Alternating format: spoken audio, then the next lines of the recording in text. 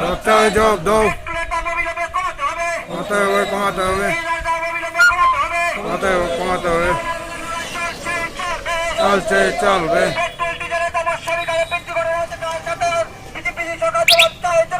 ব্যবসায় জবাব দাও। মুর্দাবাদ, মুর্দাবাদ, মুর্দাবাদ, মুর্দাবাদ।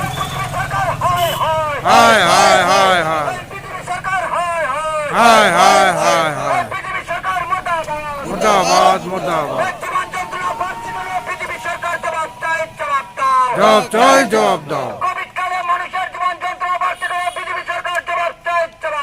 জবাব চাই, জবাব দাও।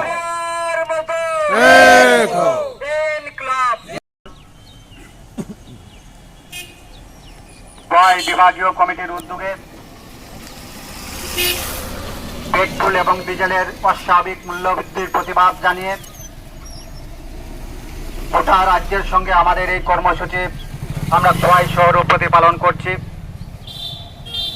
কোভিড বিধি মেনে চলেই সোশ্যাল ডিস্টেন্স মেনটেন করে আমরা এই কর্মসূচির মধ্য দিয়ে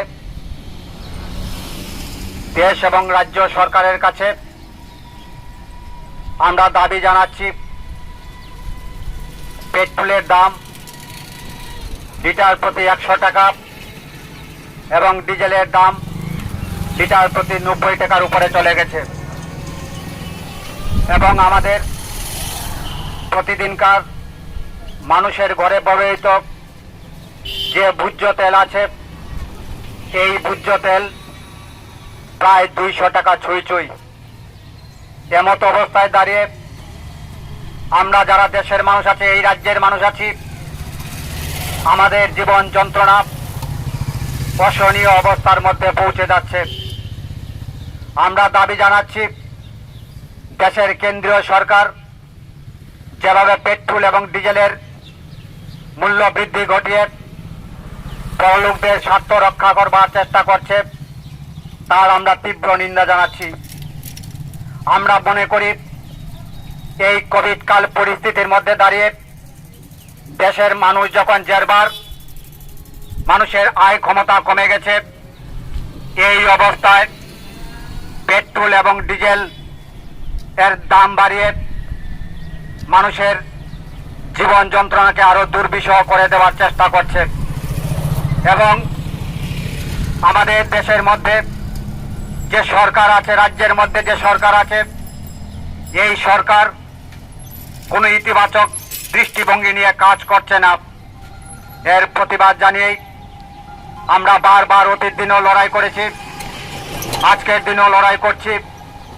একটা বিশেষ গোষ্ঠী, বিশেষ করে আদানি এবং আম্বানি গোষ্ঠীর স্বার্থ রক্ষা করবার জন্য আমাদের দেশের মানুষের উপর যে আক্রমণ সংগঠিত করছে অর্থনৈতিকভাবে দেশের মোদী সরকার এবং আমাদের রাজ্যের বিপ্লব দেবের সরকার, এর থেকে নিস্তার পাওয়ার জন্যই আমরা রাস্তায় নেমেছি, আন্দোলন সংগঠিত করছি, জনমত তৈরি করছি।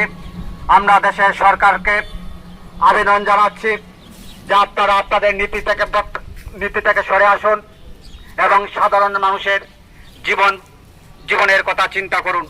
আর তা যদি না হয় আমাদের লড়াই চলবে, রাজপথ দখল চলবে, রাজধানী দখল চলবে, এলাকায় মহল্লার মধ্যে প্রতিনিয়ত আমরা মানুষকে নিয়ে সরকারের যে জনবিরোধী নীতি আছে এর বিরুদ্ধে আমরা তীব্র লড়াই আন্দোলন সংগঠিত করব আগামী দিনগুলোতে।